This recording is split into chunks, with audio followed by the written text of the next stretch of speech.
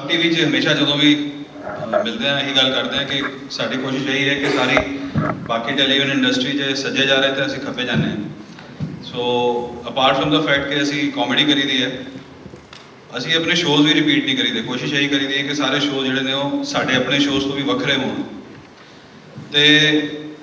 उस डायरैक्शन च भी एक स्टैप है यारों का टशन जिदे बड़ा इंटरेस्टिंग धीरज जी जोड़े कि तुहानू पता बहुत साढ़े सीनियर प्रोड्यूसर एक्टर एक ही पंजाबी फिल्मों के हीरो रह चुके हैं apart from many Hindi films and big producer concept लैके आए एक इस तरह के रोबो का जिदा हार्ट भी है तो वो कितना बेचारा ह्यूमन बनने की कोशिश करता है जिदे नाल बड़ियां इंटरेस्टिंग सिचुएशंस बनदियां ने कल पहले वीक की साड़ी रेटिंग आई जी बहुत ही इनकरेजिंग सी कि 1 की रेटिंग 7:30 के स्लॉट से अज की डेट से बाहर जाने तो बाद बड़ी वधिया रेटिंग मनी जाती है तो आओ थोड़ा जिहा इस शो की झलक देखिए फिर ये बारे गल करांगे may we have the please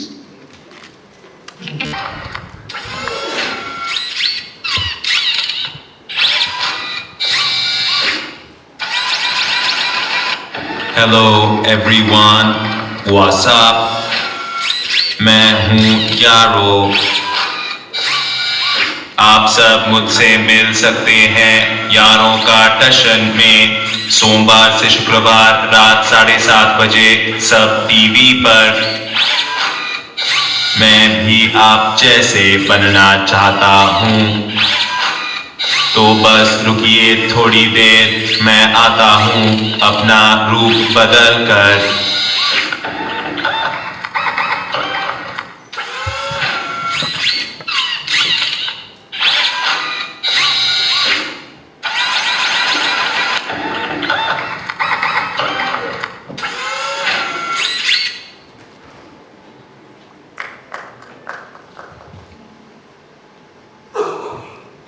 I would like to call on stage Shri Dheeraj Kumar, the producer of the show, to throw some light on Yaro. Dheeraj ji.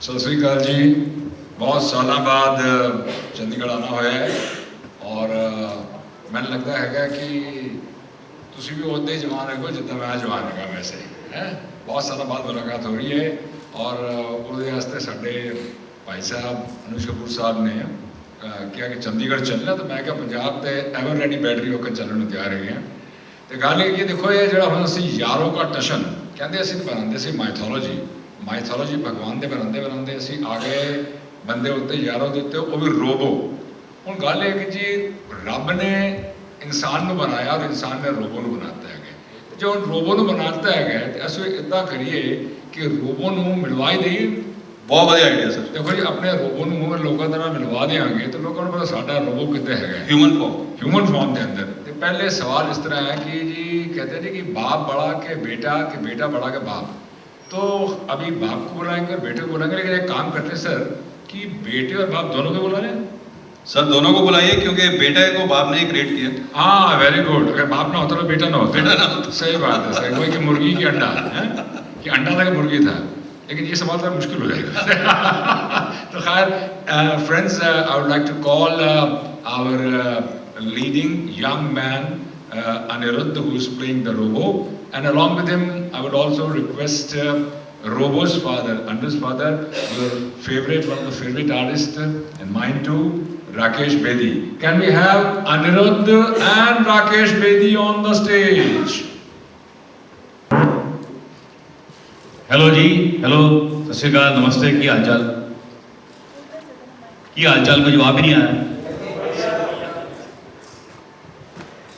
हाँ जी तो मैं I am his father because I created him मैं साढ़े मतलब my wife and me बच्चा नहीं है साढ़े कोई तो मेरी जनानी पिछे पे रहती बच्चा चाहिए तो I am professor of robotics in the serial professor Agarwal तो मैं कहना तो मैं तेन बच्चा बना के देना पैदा नहीं करके देना बना के देना तो तेन पैदा करने की लोड़ नहीं मैं बना देना सिंस आई नो रोबोटिक्स तो that's how I create first पहला इन्ना बच्चा होता है फिर इन्ना होता है फिर इन्ना होता नहीं दिस इज व्हाट यारो becomes ultimately Aniruddha Dave, very fine actor, young boy to take care of कई series they which he is doing a fantastic job.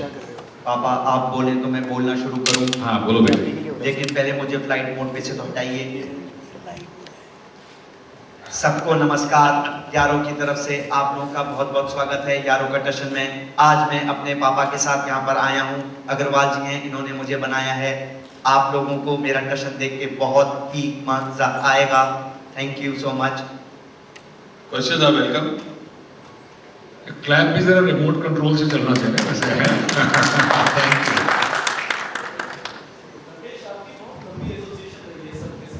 हाँ जी series that you have done with the sub. Ji, ji. So tell us something about why you said yes for this particular serial. सबसे बड़ा reason तो ये है कि SAB TV is like home for me because I have been doing comedy and SAB TV is the only channel which endorses, produces, does comedy regularly. So I love being on sub TV because humor is so important nowadays. और आपने देखा होगा कि मैं पिछले 25-30 सालों से मैंने हार्डली कोई सीरियस काम किया, जितना भी किया सब कॉमिक ही किया है। तो मुझे कॉमेडी करनी होती है, मेरे पास एक ही घर है जाने के लिए सब टीम, दूसरा कोई जगह ही नहीं है, मैं क्या करूँ। तो अरुण जी बुलाते रहते हैं, जब भी आवाज़ देते हैं मैं चला जाता हूँ। दूसरा रीज़न ये है कि धीरज कुमार जी और मैं पिछले 40 साल से एक दूसरे को जानते हैं। बहुत जाने माने प्रोड्यूसर हैं, कई इन्होंने सीरियल बहुत कुछ बनाया है, लेकिन इत्तेफाक से मुझे पहले कई बार बुलाया लेकिन कोई बात जमी नहीं। जब इस बार बुलाया तो मेरे पास टाइम भी था, रोल भी अच्छा था और सब टीवी भी था। अनुज जी का इस पे वो था, हाथ था इस सीरियल पे, तो मैंने कहा चलो एक बार फिर सब टीवी पे आते हैं। देखिए ह्यूमर तो चेंज होता ही रहता है, लोगों का टेस्ट भी चेंज होता है, लेकिन फिर भी मैं एक चीज़ में बड़ा स्ट्रांगली बिलीव करता हूँ, जो सब टीवी भी एज अ चैनल बिलीव करता है कि we don't they never indulge into any kind of below the belt humour, any kind of double tender humour, कोई ऐसा ह्यूमर जिसमें कि फैमिली सब साथ में बैठ के ना देख सके। जैसे आपने देखा ये स्लॉट जो है 7:30 बजे का, अब 7:30 बजे का जो स्लॉट है तो नेचुरली उसमें फोकस जो है वो ज़्यादा बच्चों पे है या यूथ पे है या औरतों पे है, आदमियों पे नहीं है जो कि 9:30 बजे घर पे आएंगे और टीवी चलाएंगे और शायद कुछ उसमें हल्का सा एडल्ट ढूंढने की कोशिश करें। ऐसा स्लॉट नहीं है, तो स्लॉट ही ऐसा है, तो naturally it has to be neat and clean humour.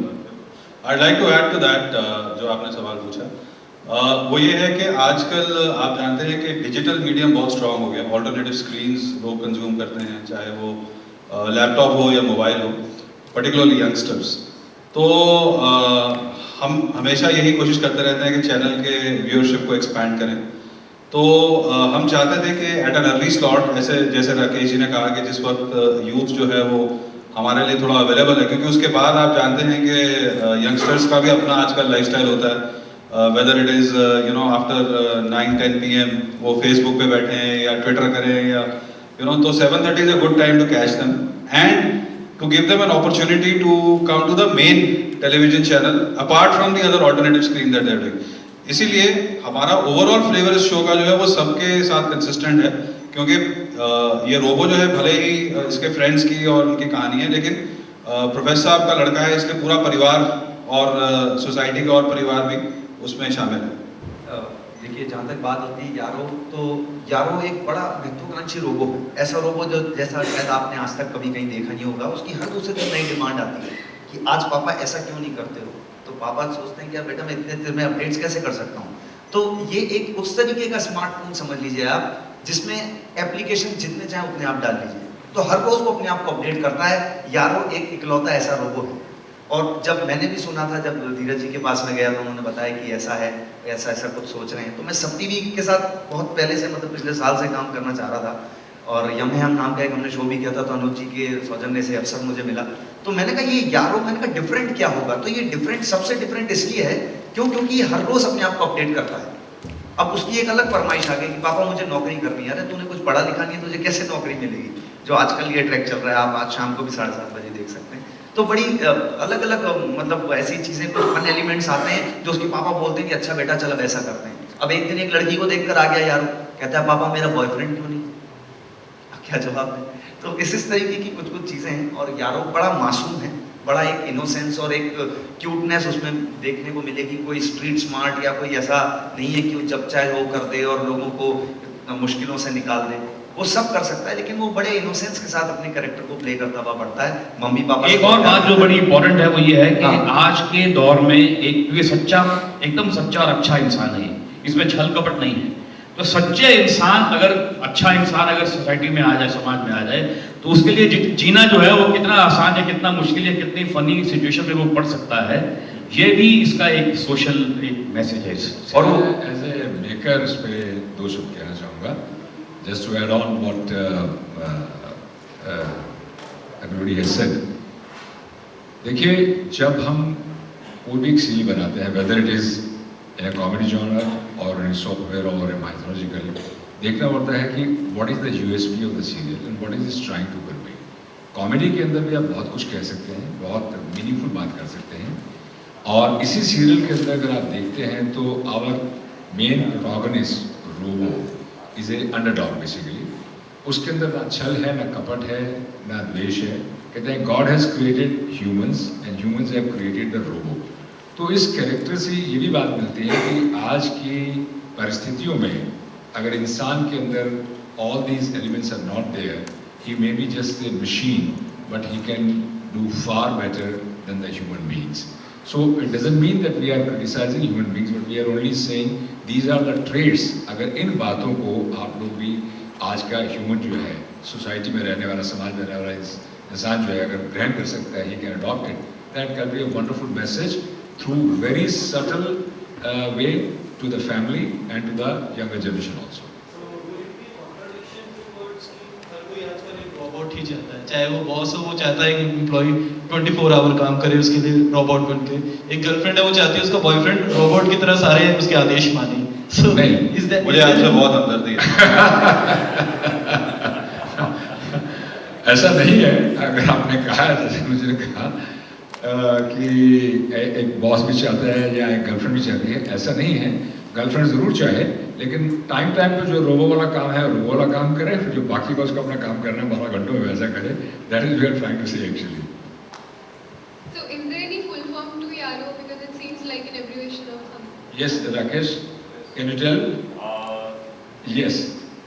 It is a young, organic, robotic, क्या? Young assembled robotic organ, क्या? Object. Young assembled robotic object. Yeah. Because he is young, he is assembled, and obviously robot or robotic object. और जैसे जैसे उसके object is trying to be subject. वो जैसे जैसे change होते जाते हैं, तो उसमें कुछ कुछ उसके जो इनिशियल्स हैं वो भी चेंज होते जाते हैं। यारो ही रहेगा, बट कुछ कुछ नई उसमें चीजें आती रहेंगी। एडिशनल होते हाँ, जाएंगे, बिल्कुल। यानी कि जो आपके पिताश्री हैं हाँ। उसके अंदर आपको कुछ ना कुछ नए नए पावर्स देते चले जाएंगे। And will someday you speak like humans, Anirudh? मैं हाँ बिल्कुल इंसानों की तरह ही बोलता हूँ, लेकिन यारो जो है, यारो की एक सबसे अच्छी क्वालिटी वो है कि वो कभी झूठ नहीं बोलता। तो वो कभी कभी उस तरीके से इंसान भी बनने की कोशिश करता है। तो जब एक रोबो इंसान बनने की कोशिश करता है, तो बड़े एक वो फन एलिमेंट और उसी के अंदर कभी कभी सिचुएशन पैदा होती है कि रोबो मेरे सामने खड़ा है, मेरा बेटा है, और मैंने इसके अंदर फीड किया कि झूठ नहीं बोलना, लेकिन जो बाप है वो ऐसी जगह फंस गया कि जहाँ पे झूठ बोलना पड़ रहा है। तो रोबो बेचारा परेशान है कि पापा आपने कहा था झूठ नहीं बोलना और आप झूठ बोल रहे हैं। तो इस तरह की सिचुएशन भी अराइज होती है। क्या आजकल टीवी में ट्रेंड बन गया है, क्योंकि एक और सीरियल भी आता है हमारी माइक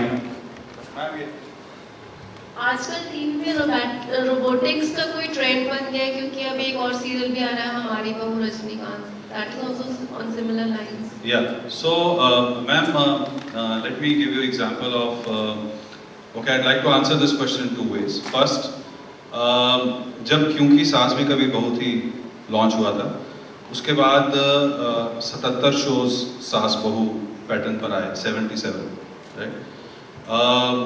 तो अगर हम रोबोटिक की बात करें, अगर रजनीकांत की बात करें, तो उस हिसाब से तो ये दूसरा शो है। सिर्फ रोबोटिक्स की अगर बात करें तो 77 बहुत दूर है, नंबर 1। नंबर 2 ये कि ये अपने स्टोरी लाइन और अपने एसेंस में बिल्कुल कंप्लीटली डिफरेंट है। वो सास बहू जॉनरा का शो है, हमारी बहू रजनीकांत, इसीलिए उसका नाम भी बहू वर्ड उसके टाइटल में आता है। इसलिए मैं उसको सिंपली सास बहू जॉनरा का 78वां शो समझता हूँ, और इसको रोबोटिक जॉनरा का पहला शो समझता हूँ, क्योंकि ये एक यूथफुल स्टोरी है, ये एक फैमिली सेंट्रिक स्टोरी है, जिसका सास बहू के जॉनरा से कुछ लेना देना नहीं है। वहाँ पर वो लोग क्योंकि 77 वेरिएशंस करके थक गए थे सास बहू की, तो उन्होंने सोचा कि अब अगर बहू को रोबो बना देंगे तो 78वीं वेरिएशन मिल जाएगी, जबकि हमारे यहाँ it was a simple innovation of SAB TV as we always do.